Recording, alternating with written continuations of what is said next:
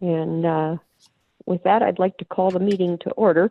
I'm on an extremely slow computer connection, so right now I do not have the agenda in front of me. But Aaron, I believe the first item is the roll call. Would you do that? Yes, Madam Chair. If it's okay, I'll have Elizabeth do that. Yes. Oh, okay. Linda Schum, Here. Tracy Payne, Present. Valdana Chelik, Here. Alan Gapka, Here. and Pamela Zadarich. Here. We have everybody. We have a quorum. Okay. And again, I don't have my agenda up, but I believe the first thing is the Pledge of Allegiance. So would you all stand and join us in the Pledge of Allegiance? I pledge allegiance To the flag. to the flag of the United States of America And to the and to the republic for which it stands, one one nation, under God, indivisible, with with liberty and justice for all. Okay, thank you. I'm not sure if my computer is froze up or what I've got, so I don't have an agenda in front of me. Could somebody tell me, I will. is the next item? Madam Chairman, we will pull I'm so- that up for you so that everybody can see it on the Zoom screen. Okay, I may not The even screen get went it there, blank. I'm not sure.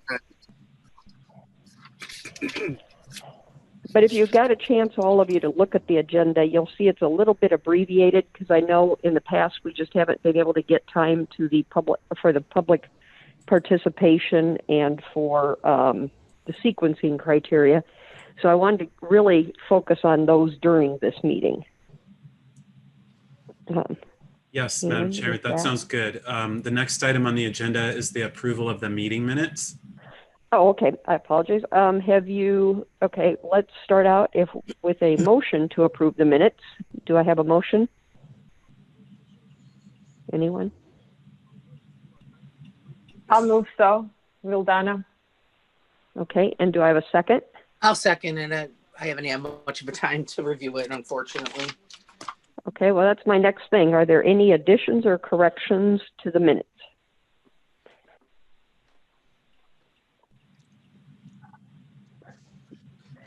Excuse me, Ma'am, not I'm that giving you a couple. I'm giving you a chance to speed read here real quick. Yeah, they're fine as it is. That's fine with me. Okay. Anyone else? Are there additions or corrections? Okay, it's been moved and seconded to approve the minutes. Can we do a roll call vote, Elizabeth? Yes. Linda Schum, Yes, approve. Tracy Payne, Approve. Yes. Valdana Chelik, Yes. Alan Gapka. Alan, you're on mute.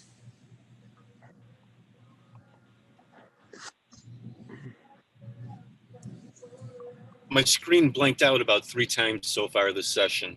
So I don't know if you called my name yet. Yes, Alan, I did. I just called your name to approve. Yes. Okay.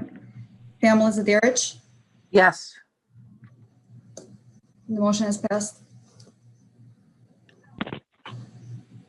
Okay. Now I believe we're on to the business, and I would really, my computer might be waking up.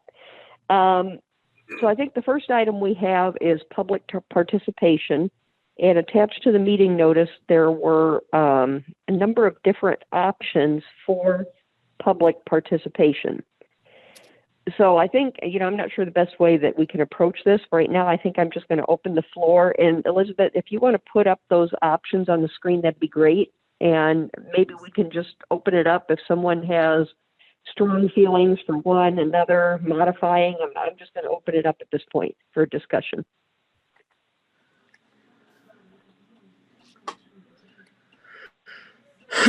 Pardon me. I just want to make sure that everyone is able to see. Yeah, this is Valdana. I can see it. And I I like, for the virtual meetings, I like using Zoom chat feature, either privately or publicly, to submit a comment. For me, that would be the preferred message for virtual meetings. And then in person, I like idea of the cards being submitted in advance to Elizabeth, but also opening the mic at the end would work fine with me as well. I think submitting a comment in advance via website is probably too cumbersome, although we could maybe allow emails ahead of the meeting as well. I know I made some comments with regard to the public participation. I'm trying to find my email with regard to that. And needless to say, I have a ton of information, and I should have been a little bit better prepared.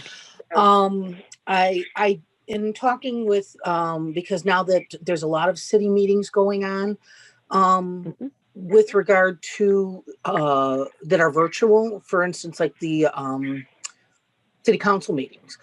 It was mentioned to me that, and I got to find the notes that I sent Aaron. I know I sent it to you, and I think I sent it to all of you guys.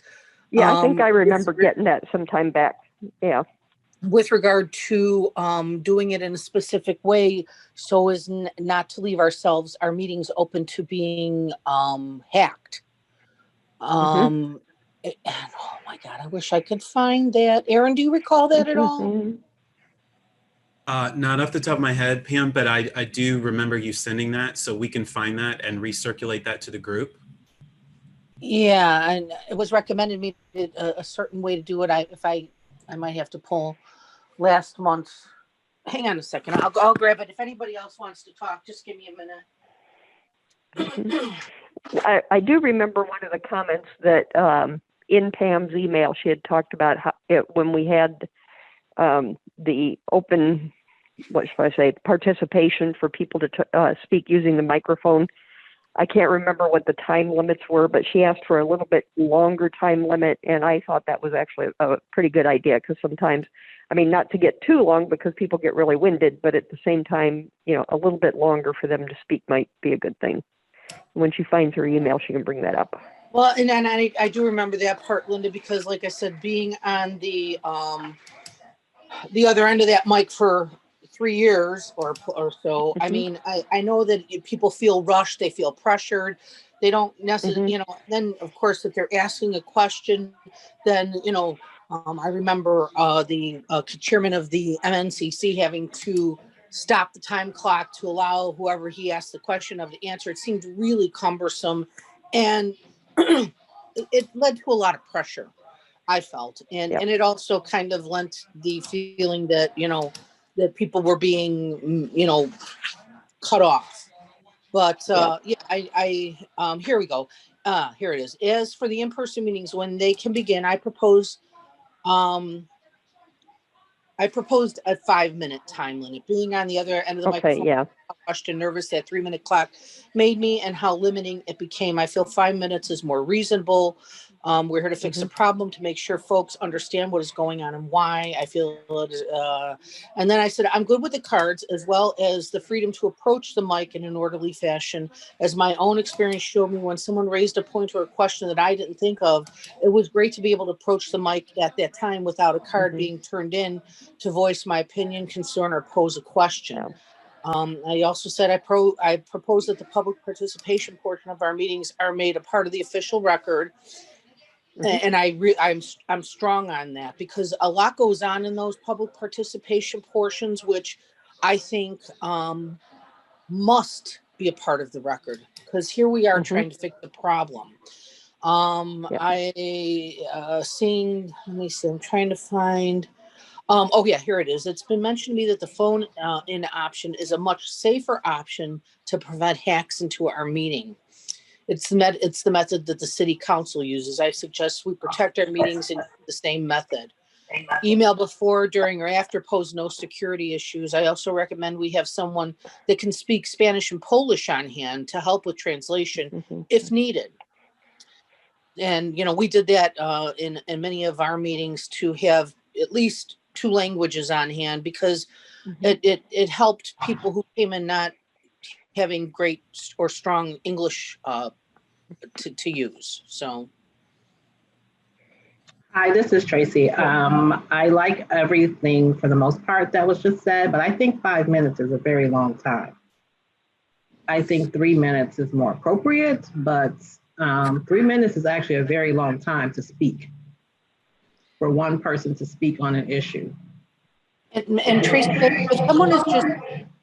if somebody is just speaking on an issue, that's one thing. But it's been my experience in all of the MNCC meetings, even when I went to the city council meetings, people aren't just getting up there and venting or speaking. They're there to get information, and it becomes more of an answer and question situation. And I'm sure Aaron can speak very strongly to that, because I've witnessed him, having to take homeowners on after the meeting was officially closed and staying for long periods of time. And some of that is real important information that should be a part of the record. Well, my concern also.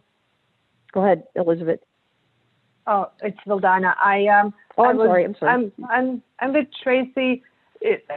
Take, for example, 10 there are 10 commenters, 5 minutes each. That turns into a 15-minute session after the regular meeting is adjourned. So I would also propose limiting to 3 minutes, but I'm open to either. And I was going to kind of go along similar lines, in that we encourage the comments be submitted in advance on cards, and we would present those first and then open it up. But then even for the comments, and I'm not going to say dialogue, but for the microphone comments, however, even then we need to have a time frame of, this part of the meeting is not going to last, we're going to give it one more hour for this, or whatever agreed upon time frame, because as Vildana just said, we could be there all day depending on people's mood or what's going on at the time. I get that, but again, I don't know if you guys have ever been on the other side of this, but we are here to help these homeowners understand what is going to happen, why it's happening, because right now we have 725 people who have a good idea of what's going on, but you got another 19,000 plus wanting to know what the heck's going on. It will take a lot of prep up front to try to make sure that we have all our ducks in a row. And, in the beginning, it might be meetings last 2 or 3 hours. And you know what, I got to be honest with you. I think that is important, that time is put in to make sure we are serving these homeowners and correcting the problem and making sure that hey, I'm not paid for my time. Okay. I have put in at least a couple thousand hours, if not more, on this, and I'm willing to put in whatever it takes and if we do it on the front end, the back end should be pretty clean. That's how I see it. Okay. I'm going to just jump away from that for a second and ask, I think you had commented on because I think we're going to end up having virtual meetings ourselves for quite some time. And you had made a comment there, about having them call in, and I don't know what technology, I guess the conference number, I'm going to lean on the folks from Chicago, the city, to tell me if that's something that's feasible, where we perhaps are on our, for our regular meetings, we're in our Zoom meeting or however we're doing it, WebEx or whatever, and then have a number of people call in. Do we have the technology, or do you have the technology to do it that way? Hi, Linda, it's Aaron. Yes, we can investigate that and report back. The changes that the General Assembly made to the Open Meetings Act do allow for virtual meetings either by video conference such as this or by audio conference. And in the case of the latter, we could do just a general conference call number, as long as we have the mechanism to, handle X amount of callers. I'd need to double check on the provisions for recording. I think that is a requirement. I don't think the recording applies only to video conference. So I'm fairly certain that we could work out that technology, and I'm happy to investigate that with Landrum and Brown and report back. Okay, because that would be a way to address Pam's the security or the concern with being hacked. But even then, I'm envisioning how this works with a number of people calling in. When we open it up for comment, the best way to do that, not just to say, okay, the phone line is open and I feel like a talk show host now. That's probably not the way I want to do it. We're going to have some organized method to get the comments, even when it's a phone-in system. And that may go back to submitting an email in advance, because, an email really shouldn't be hacked. I mean, we send out emails all the time. That might be what we have to do. Or the other idea there was the form on the website that could be used. You know what? I'm a firm believer in all of those as being an option. Mm-hmm. I don't think we should limit ourselves. Okay. Keep in mind, we're dealing with elderly homeowners. We're dealing with people that don't speak English well. We have people that have kids on their computers doing their homework. I mean, certainly under the circumstances, every option that's safe, that prevents us from being hacked, should be open to homeowners. That is what I believe. We shouldn't be limiting. We should be making it as easy as possible given the circumstances. Maybe that won't be the case in 6 to 8 months, but certainly for now it is.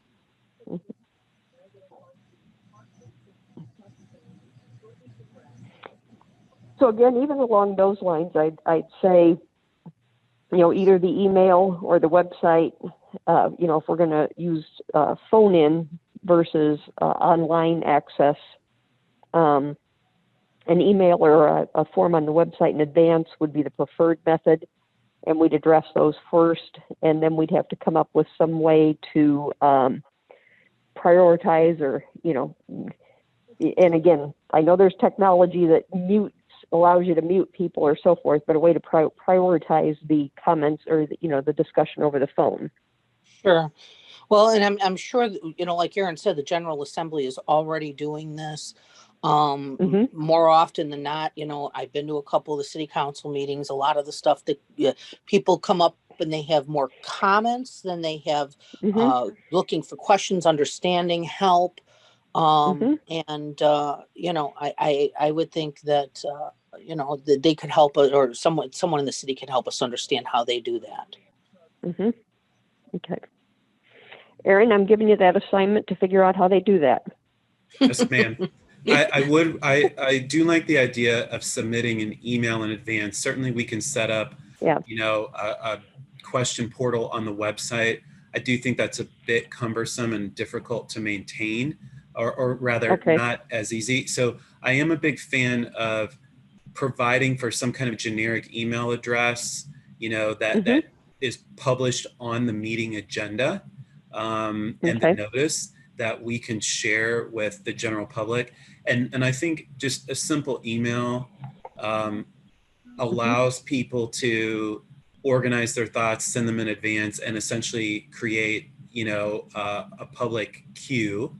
And then I think whether it's on the phone or on the video conference, if it's video conference, we can obviously use the Zoom, raise your hand feature. And there's a visual cue that somebody like Elizabeth can see and sort of take inventory either before the meeting or after the meeting, or rather during the meeting.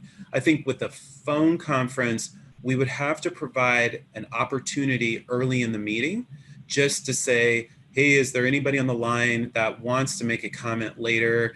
Can you speak up and give us your name, and we'll give you just basically a queue number, 1, 2, 3, 4, 5, or say, we received 4 emails before the meeting, and so the first person who's on the phone would be, number 5 in the queue, something like that.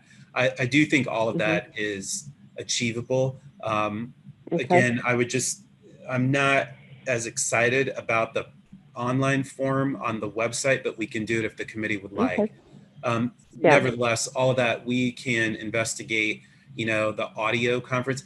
I do want to remind everybody, even on this Zoom meeting, when we publish it, there is a phone number. So there is a possibility that people could participate on Zoom via phone only. But Right. certainly we would have to recognize that. And generally we can see that in the Zoom queue. We just don't necessarily know whether those are, staff or members of the public that would like to speak. So all of the comments so far have been great. And Madam Chair, I'm happy to do additional research and report back. Hey, Aaron, can I ask how many people are on the call right now? Yes, Pam, there are 13 participants in today's Zoom meeting. The 5 of you, me, consultants, Elizabeth and Doug. So, Anybody outside of that group, you think? Yes, there are a couple of names that I do not recognize. So I do think that there are some members of the public that have joined the meeting today. Yeah, because I posted it on my Facebook page yesterday. And, I know, as I had mentioned before, holding these meetings in the middle of the day, I mean, there are people that are working that cannot attend. They cannot be a part of it. And, that's something I'd like us to consider, is moving this into a time frame that more meets the needs of the people we are serving, and allow more participation. You guys there? We can just. Yes. Yeah, we're all here. Yeah. We're I'm listening. just thinking logistically how to do, some of how that goes too. Because you commented about the elderly and so forth. It's like, okay, well then these meetings have to be over by 8:00. Because I'm one of those people. I'm in bed at 8. I am too. Yeah. But, So, certainly, there's a lot of people who are like, well, how come this is being held in the afternoon? I'm working. My kids are in school. I can't participate.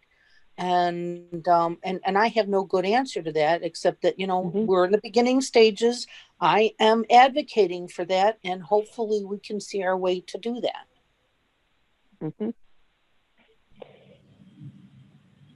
Good comments. I have a question. Are we going to take a vote on any of these items about public participation today? Or is everything tabled until we hear more from Aaron? Just kind of summarize and let you guys, tell me. We talked about, and I think that the priority is coming up with a way to do the virtual meetings, because everything that I'm hearing is we're not going to be, it'll be the middle of next year before we're ever really able to meet in person, and particularly with public, people coming in all the time. So we've probably got at least 6 more months of doing it this way. So I think the virtual meetings are the priority to figure out here. The discussion was that the, preference is to email comments in advance, if at all possible.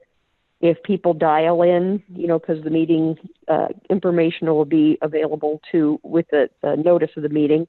If they come in via Zoom, they can use the, raise their hand feature. Plus, we'll also have the phone method where maybe when people call in, they say they'd like to speak and we give them a number in the queue. Is that a kind of a valid summary of the virtual meeting? Everybody? Yes, that I got. Okay. Yes, Madam So Chair, with that does sound correct. So I would propose the sheet that's in front of you are a list of options. What we can do, Madam Chair, is write this up a little differently and just call it recommendations for virtual meetings, and show that to the committee to make sure that we've captured all of your thoughts. I do agree. I think you can defer the options for in-person meetings. There's certainly time to come back to that in the future, but we can take the feedback today and write it up for virtual meeting recommendations, and then really let you digest that and make sure that the 5 of you are comfortable with that. And then I would add to that, we can mull over I'm sorry, go ahead. Oh, whatever's going to work. I know, like, my screen blanked out about 5 times in this meeting already. Yeah. What I was going to say is, in addition, we can mull over the time for the meetings if we want to make it, maybe a little later in the day. Not exactly sure we're going to do them at night necessarily, but mull that over, as well as when we do, allow even over the phone the comment time frame. And I'm saying comment because I really prefer to have comments, more of the emphasis on comments, because when you get into a question and answer and a big dialogue like that, you're right, 5 minutes isn't going to cut it. But I don't know, if the comments are phrased, as a question, I don't know. I guess my point is we need to think too about how long of comment period we're going to give each person. And again, these are things not to decide right now, but in our next meeting, maybe we'll hash out and come up with a final decision. Yeah, and all I could ask is, and Aaron, you have been to as many MNCCs and city council meetings that I have, and you well know that more often than not, especially with such a complicated thing where people are going to have a lot of questions, they're not going to have so much comments as they're going to have questions. Every meeting I was to diverged into a question and answer thing. Would you not agree? I would. That happens a lot. And so that's good feedback. We may want to actually consider a structured Q&A session during one of your public meetings, which in fact might be separate from comments, right? Pam, to your point. I like that. Yeah, I like that too. Yeah, that's not a bad idea. Mm-hmm. Okay. Any other thoughts on the public participation? I'm good. Okay. With that, we got a little homework to do, but we'll come back to that and hopefully iron it out in our next meeting. The next topic was the sequencing criteria. And we all got some great spreadsheets on that. And as I said, I think my Zoom meeting totally went away, but here we are. Was it Doug that put those together? Yes, Madam Chairman. Doug is going to lead the discussion on that today. I just want to open that up.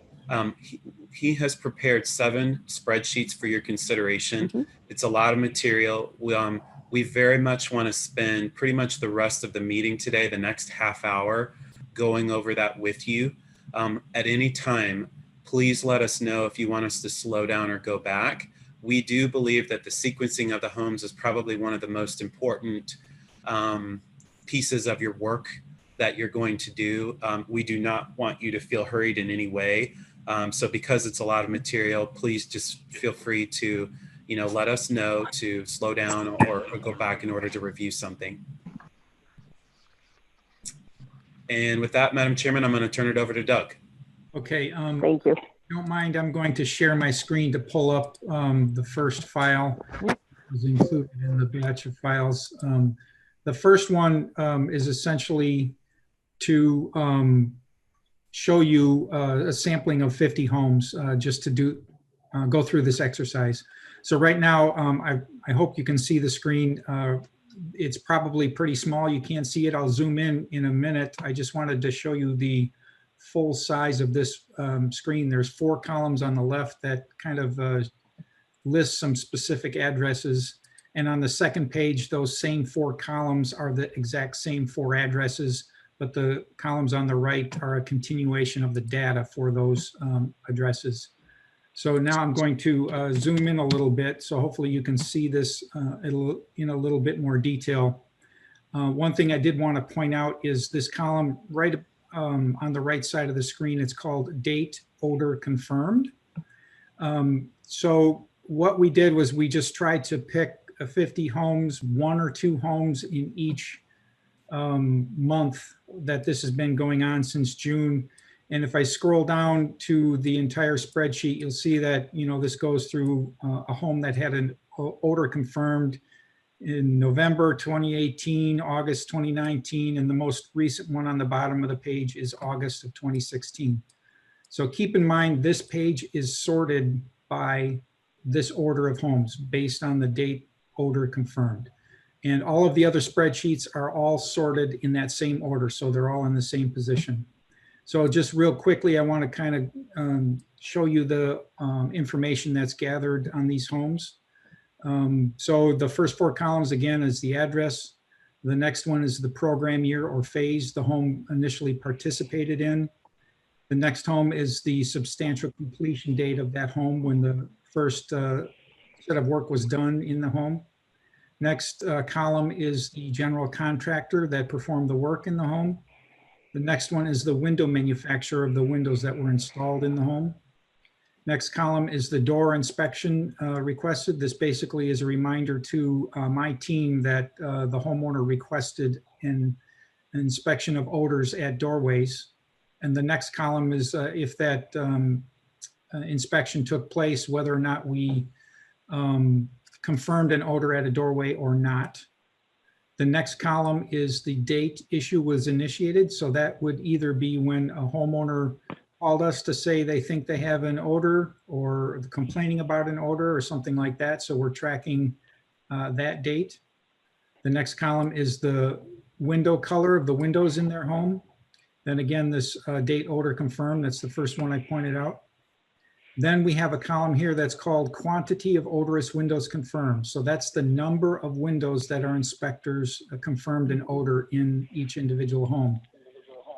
This next bank of columns here is the quantity of odorous windows by window type. So we make note of whether or not odor was confirmed in a double hung window, sliding, fixed, casement, awning, or hopper.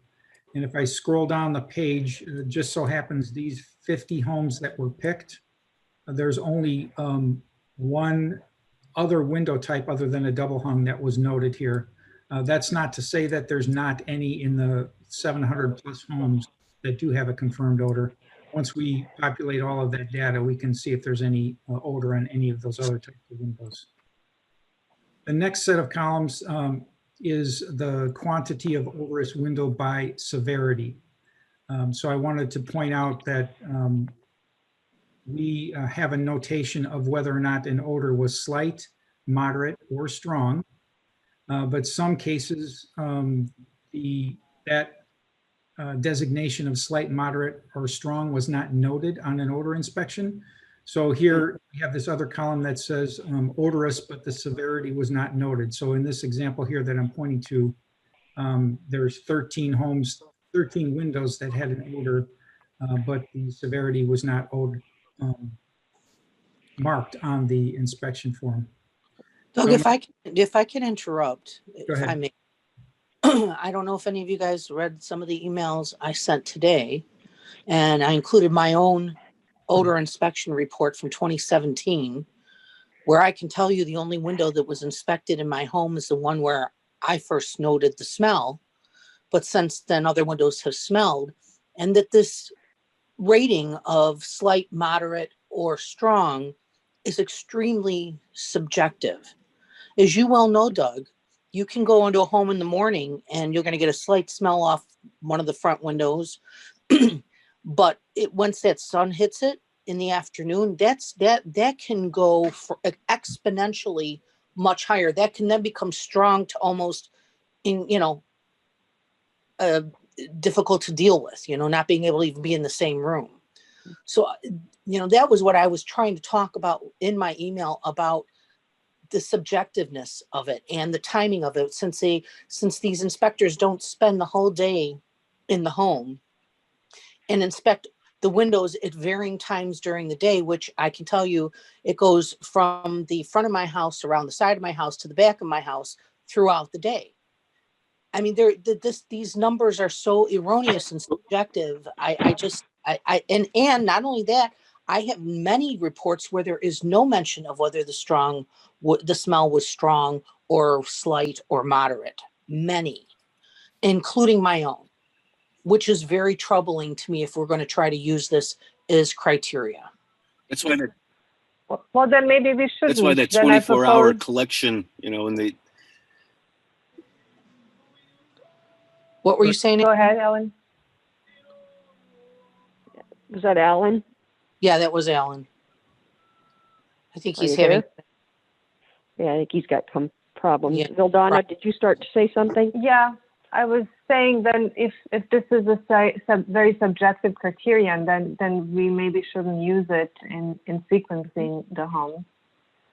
Yeah, Yeah, and this is Aaron. Pam, I think you're right in that I think we have to be careful about severity of odor. Doug and I really took a look at this because we are required to consider this factor in the statute that created this committee. And we wanted to respect that requirement. But you're right in that if Doug's staff goes out in the field in the morning, the results may be different than the middle of the day or the late afternoon. So we wanted to share with you some sample data. And then I think Doug wants to walk you through several different ranking options. And I think to your point, you're right in that give some thought as to what weight you want severity of odor to be. Because as you said, there is some subjectivity, and that may be a reason why maybe it's a factor, but it's not a terribly strong or heavy factor. So just some food for thought. And I appreciate the food for thought, but I'm going to just leave you all with this thought. You start going out of order that people were confirmed, you're going to have a PR nightmare on your hand. People are going to be unbelievably upset. I disagree in that we want to run the formula by this committee.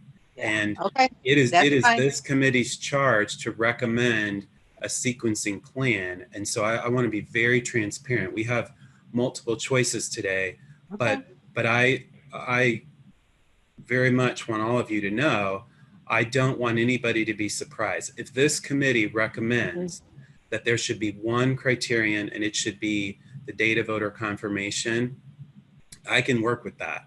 However, I want to make sure that all of you have options to consider and that at the end of the day, this committee is comfortable with those choices. And I get that, Aaron. The last piece I'm going to say is try to explain all of these variables to a homeowner, why they were confirmed 2 years behind the guy down the block, but the guy down the block is getting his windows beforehand. And that is real. And that's where, we, the committee, come up with the priority for the criteria. And so if for some reason it turns out that happens, we, the committee, need to be able to justify that. You know, and in that scenario, Aaron's the spokesperson, but we're the ones that have to justify why we came up with that sequencing. Yeah, Pam, I think if the committee votes to have a formula with multiple factors and those factors have different weights, I'm prepared to write all that up in a letter that would go to those homeowners. So I'm sorry, I have such a bad connection. Scoring criteria. Ellen, I'm sorry, go ahead. Yeah, I'm not hearing a lot of what's going on. I have a pretty unstable connection today for some reason, but you know, the severity of the odor, it just varies from day to day. So I don't know how you can, it just really changes from day to day. I agree. Today is all about just sharing ideas and taking your collective temperature as to what things you feel more positive about. So Doug, keep going. Okay, so the next page of this data, there is a little bit more information here that we have been collecting. And again, this is data that we just want to show you so that you guys know what's out there when you make that decision of sequencing. So this next column is quantity of RSIP windows in the home. This just tells us how many acoustic windows were installed in their home. This next column is a wide thing. It says mechanical problems identified. So just so you know, this is a free-form cell in our Excel spreadsheet. And a lot of times my staff is entering information in there that they have noted either in an inspection or a homeowner told them about something on a telephone call to us. And a lot of these cells are very large. So in order to just present this spreadsheet, I collapsed that. So I want to show you one row here, this one right here that says KW18, KW25. Just so you know, KW is a designation for a window, and the 18 is the number of that window. So KW18 means window number 18 in that home. But if you look way over here on the right, we quantified that there's actually 14 windows in that home that have had a mechanical problem. So you can see that cell is kind of cut off. I just wanted to make you aware of that there is more information in here. It's just kind of collapsed for this exercise.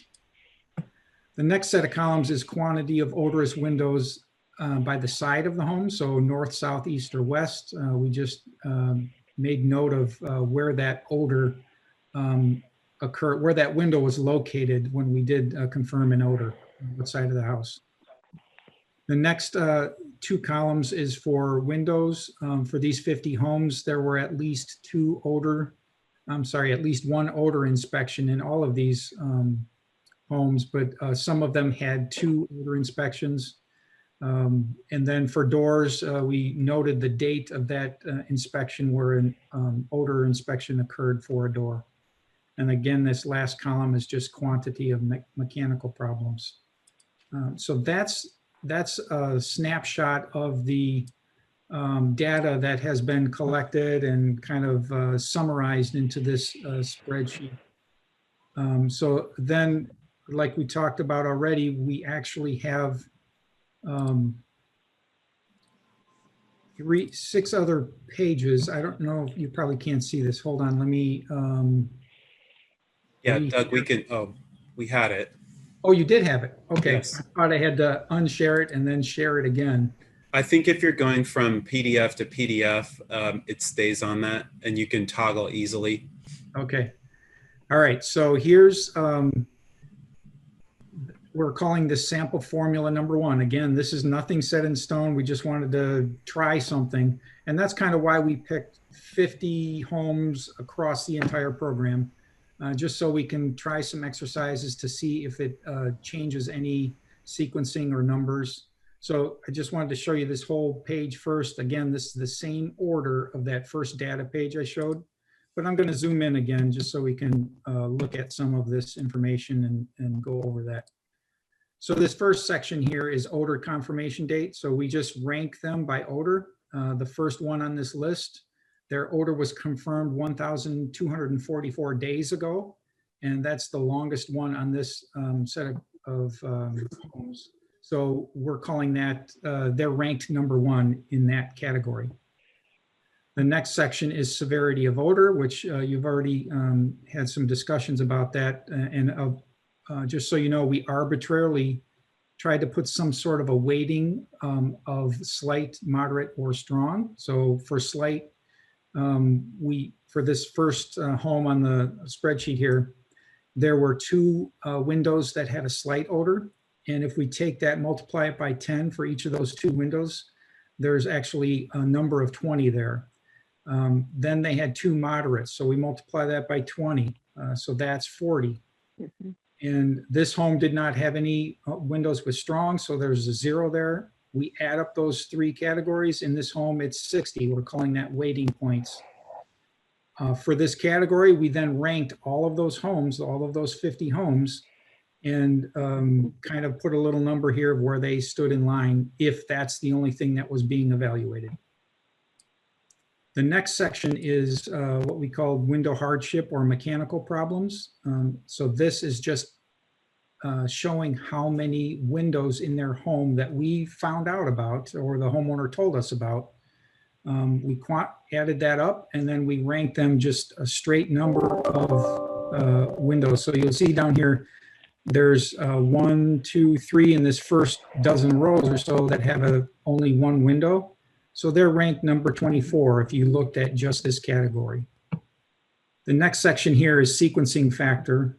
So if we were to put rank the factor for odor date of 80%, we would multiply that odor rank of number 1 times 0.8, and we get 0.8 for that. Severity rank is 10%. Again, this 80%, 10%, and 10% is just arbitrary, something we came up with just to try out some math, I guess. So once we do apply those 3 ranks, then we sum those ranks, and this next column here is ranking that sum of ranks for all 50 homes to see how they would lay out. And you'll see there's a tie here. There's 2 7s here. So that's really essentially position number 7 and number 8. So they're tied for number 7. And Doug, in this kind of experiment, the lowest score would be ranking number one, right?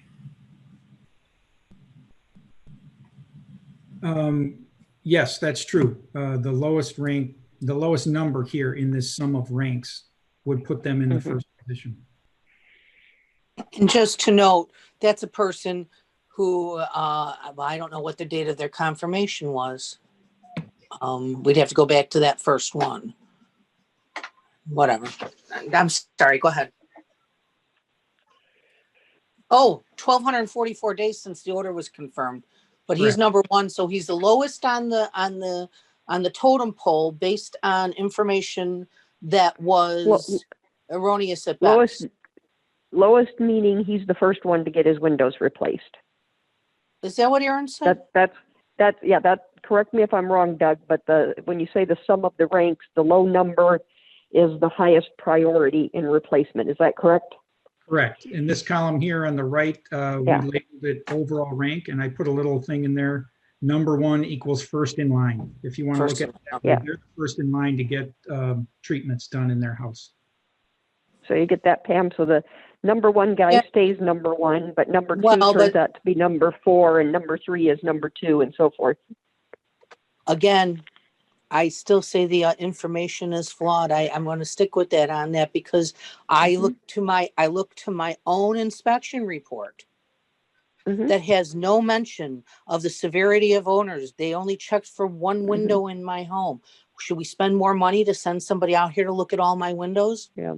Again? Well, we want to make that a lower. In the statute it says we have to look at the severity, but here we gave it a 10% weighting. We may say, since it's such an invalid number, the statutes require it, but maybe we're only going to give it a 5% or a 2%, some very low rating because we don't have faith in the number. But at least then we're in compliance with what the legislators have told us to do. And I get that, but I just think it's I don't know. Go ahead. I'm sorry. I know I'm very strong on this, you guys. I know that, but, and I can't help it. It's like I tried to explain in my email. I've been immersed in this for so long, so deeply, and I have such an understanding, and I know what these homeowners are looking for, and I just know how, incomplete these reports are, that with the 16 points of information Doug says that they were supposed to quote. If anybody saw my 2 emails on just 2 of the recent inspections that were done, no mechanical issues were mentioned. Yeah, so Pam, I'll address that. Two thoughts for you. Number one, we did start to collect different data over time, right? I think from personal experience, you were one of the first ones to address this with us, and I think we learned a lot over time. So as time went on, we started to collect more data. So you're right. There is a difference between the data collected for some of the earliest homes versus what we do today. So I think that's important to recognize. Yep. But that doesn't change the lack of information that was just recently collected at the 2 homes that were done in October. You know it, and I know it. Those homeowners were ticked at the lack of, there was no notations of mechanical issues. And that means to me that those guys are going in and they are not going methodically through the home, window by window, notating the mechanical issues, whether they catch a smell or not, because it could be on that last window. You and I both know that. So I question all of this mechanical issues, all of this, odor strength. I like I said, I have a number of reports in my hand. Odor confirmed, and that was it. Or no confirmed odor, and that was it. No change. And some of these windows are 20 years old. How can there be no mechanical issues on a 20-year-old window? Well, the good news is hopefully there are no mechanical issues. They were installed correctly. They were good products, and they've stood the test of time, but for the fact of odor. So I think if there were no mechanical issues, that would actually be a great scenario. Sure, it would be. But the other thing I wanted to share with you, an idea on the issue of severity of odor. In this sample, Doug indicated he was weighting the slight versus moderate versus strong. Another idea would be to equalize those and say, it's it's all one for one. In other words, slight, moderate, or strong, to the conversation we were having earlier, that can actually vary throughout the day, or from person to person.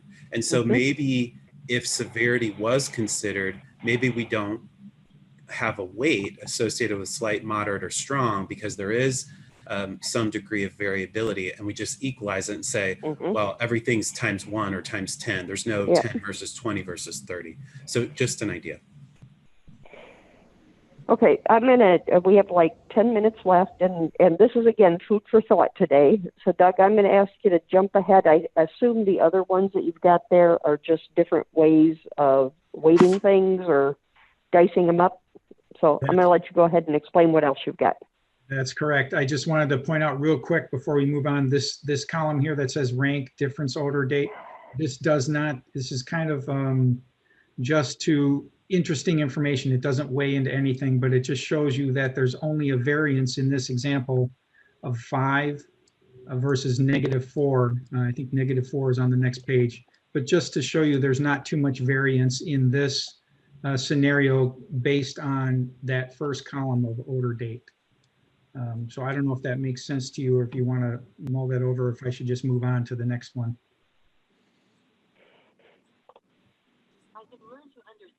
Might as well move on. Let's go on. Yeah, let's go on. Okay, so this real quickly, this is the same formula, but I just wanted to show you, I just kind of highlighted how the numbers may have changed for ranking number 1, 4, 7, and 10, just to show you an example. If we looked at just the severity of odor one, number 10 is here, or if it was date, it was here.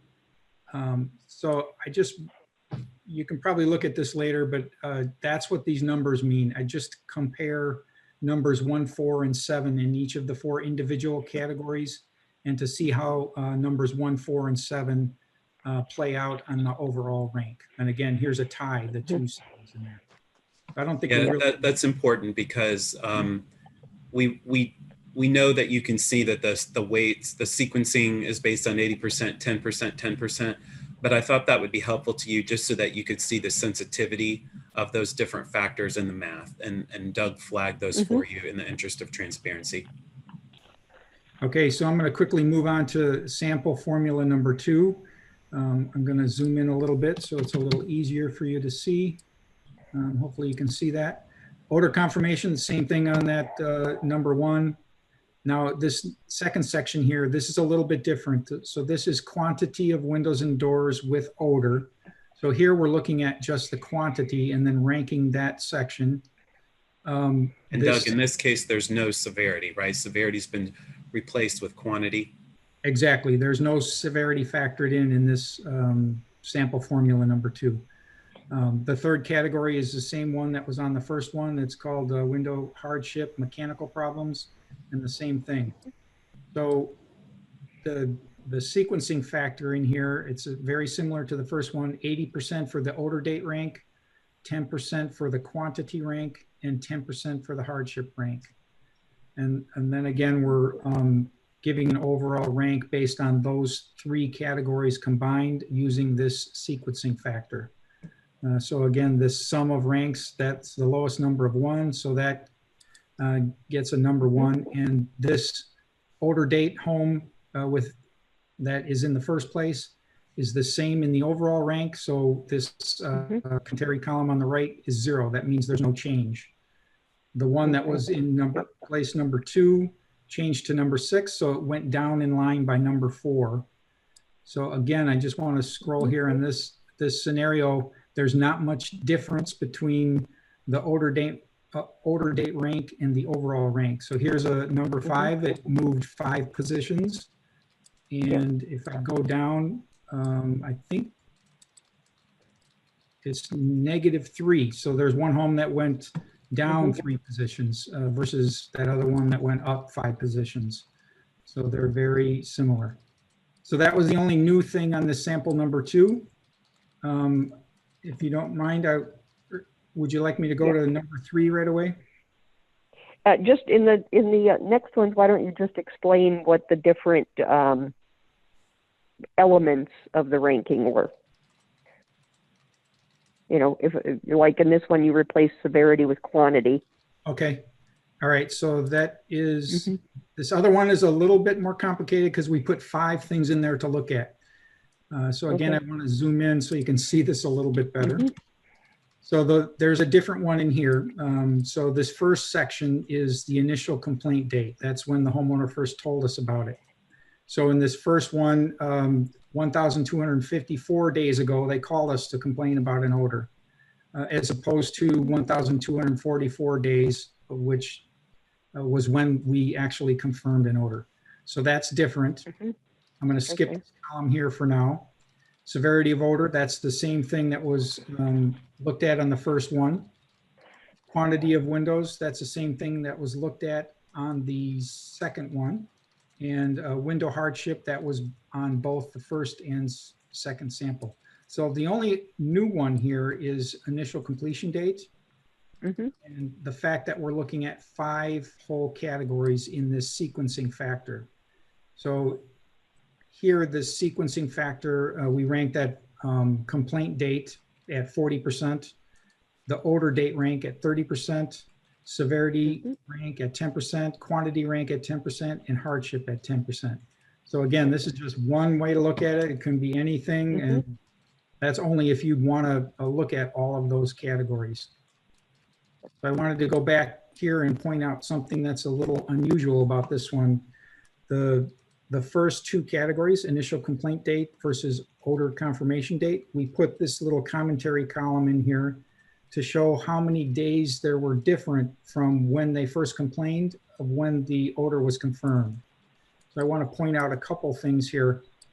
Down here, this home, it took 386 days to get a confirmed odor. This next home, a few rows down, took 436 days before a confirmed odor was determined.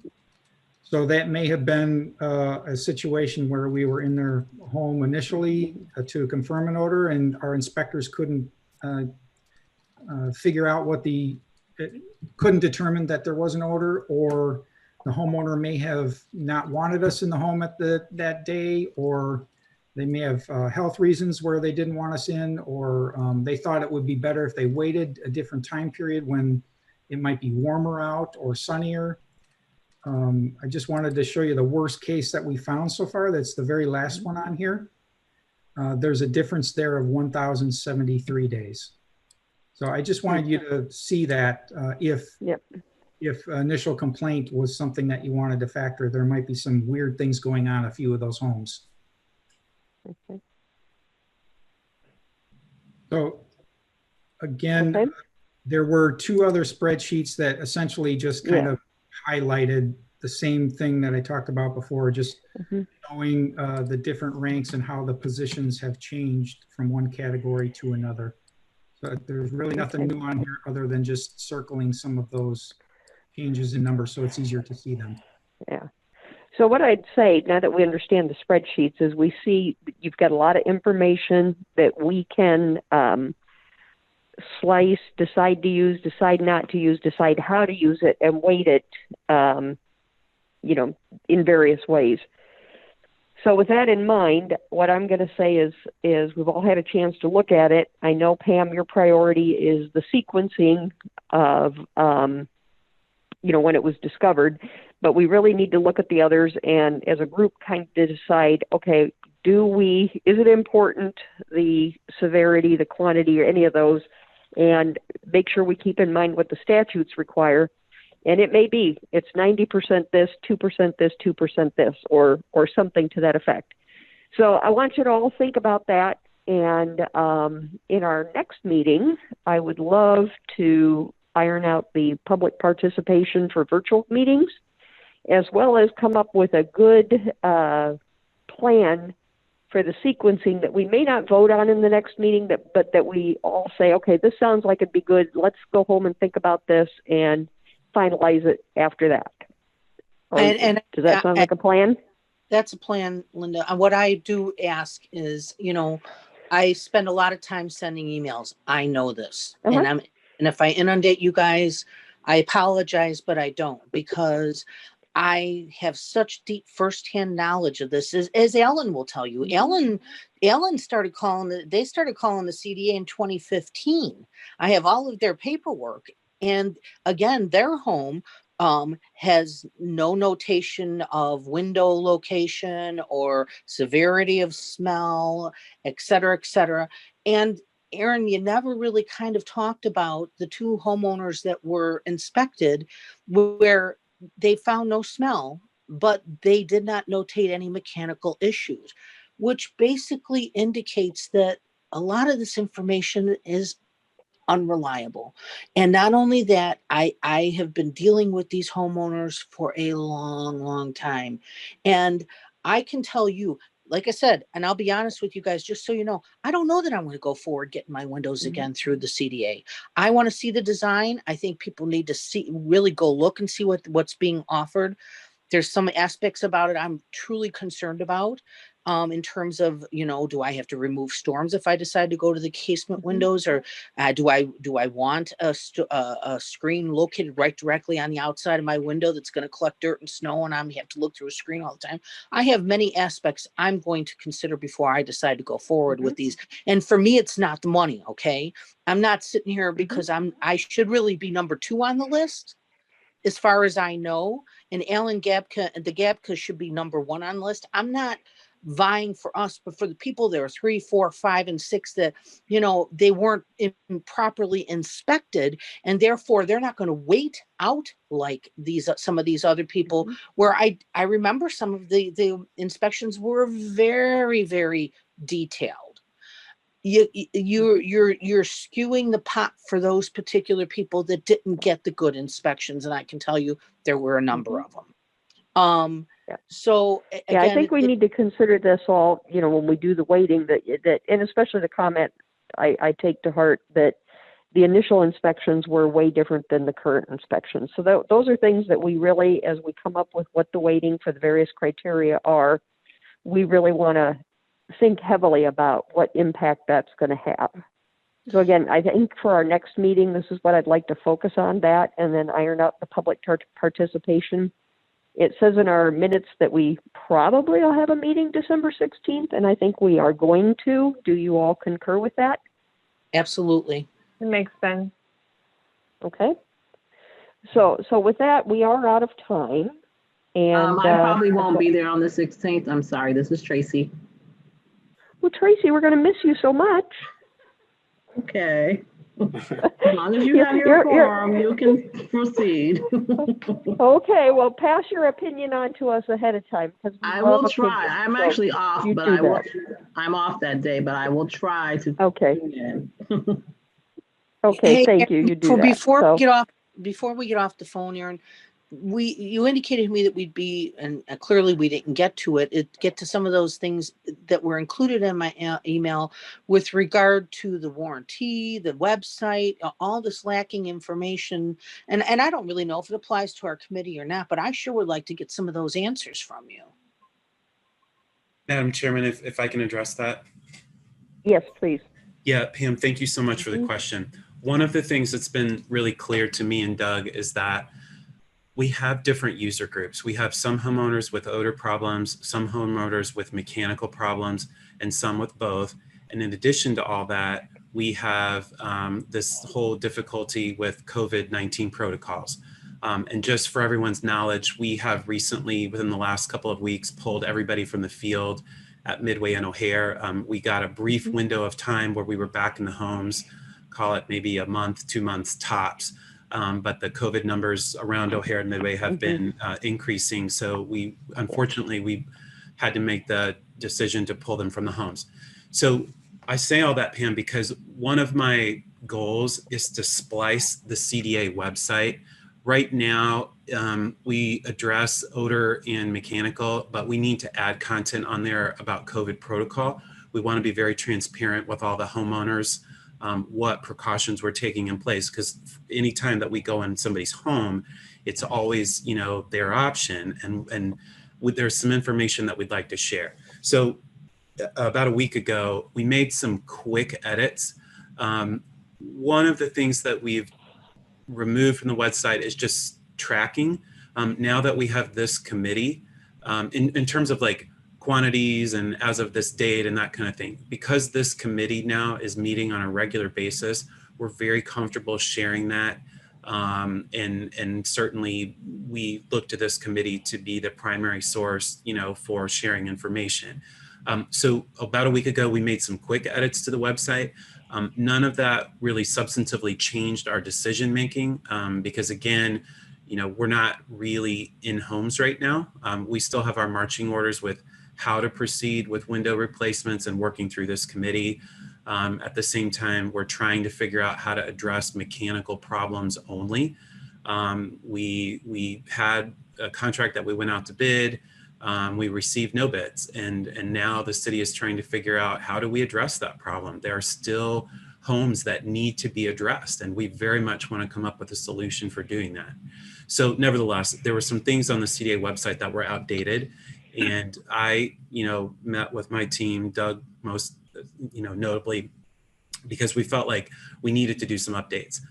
To be honest with you, I was inclined to just pull those web pages all together. But we felt like we could make some quick edits, make do for a little bit while. And in the meantime, in the background, Pam, I just wanted to let you know, we continue to work on restructuring the website. So we're essentially coming up with the script, getting it all typed out in Microsoft Word so that we are comfortable with it. We know what we're talking about. And then we can tell the web authors, you know, how to splice it because we need to be very organized. Does that information help? Yeah, well, it does. You know, I asked about it on October 25th and I heard nothing until I went into the website yesterday and saw that the whole residential sound installation program issues resolution was gone. There's no, you know, there's nothing about it. And you know, and if my following emails, the website is, you know, I have people reaching out of how do I get windows? I don't even know what to tell them. You know, they're told to contact somebody at the MNCC. I mean, there's things I know that I need some help with because in order, you know, and whether you all know it or not, outside this committee, I am an advocate for people, homeowners with this, and people look to me for information. I devote some of my own personal time answering people's questions, to helping them, trying to direct them where to go. I asked them to call their alderman's office. I asked them to call the RSIP office with regard to eligibility. I can help you. So I want to give you two phone numbers that really should do the trick. Do you have a pen, or do you want me to just send you an email? Send me an email, Aaron, because then I'll morph that into a post so people know. You know, there's still so many people that aren't even aware of this issue. And I'm one person. Mm-hmm. I have a mom in hospice. I have a husband that just had COVID. I have health issues. I run a business. I know I'm a very, very, you know, busy, but yet organized person. And I don't want to not help people that ask me for help, but I got to streamline it a little bit, or I'm going to blow my top sooner than later. Absolutely. Yeah. So I'm going to send you an email and copy the rest of the committee. There's one phone number for eligibility, meaning if you've never received eligibility sound installation and you want to see if you're eligible in a future phase, call that phone number and that phone number only. The other phone number is to call the program office, which Doug's team runs. And that's, if you received sound installation in the past, call this number, because Doug's team can pull that homeowner's file and see what's going on and make sure that we are sharing the information to the best of our knowledge at that time. So it all boils down to two phone numbers, and I'll be happy to send that to all the committee members. Okay, and I will pass those on, and we'll see how it goes, because people have told me they didn't get calls back. They left a message. Nobody ever called them. And, you know, this has been a problem since day one, since I started calling you. So I'll have an open invitation. If you or any of the other committee members, if you do hear of that, please send me a note and copy Doug, and we will work on trying to remedy that. Okay. That would be helpful. All right. And you guys take a look at my report. There's nothing there that will weight me one way or the other. And that's a big concern. So with that, you do what you got to do, Linda. Okay. Well, what I got to do right now is see if there is a motion to adjourn. I motion to adjourn. And is there a second? I'll second. Okay. And can we do a roll call vote? Yes, Elizabeth. Linda Schum, I agree to adjourn. Tracy Payne, Agree. Valdana Chelik, Agree. Alan Gapka, Yes. Pamela Zadarich. Yes. Motion is passed. Okay, with that, we'll talk to you all next month. Happy Be safe. Thanksgiving, everybody. Thank you. Thanks, everyone. It was a very good discussion. We appreciate your time. Take care. Be safe, Thank you. everyone. Thank you. Thank You too. Bye-bye. Mhm. Bye-bye.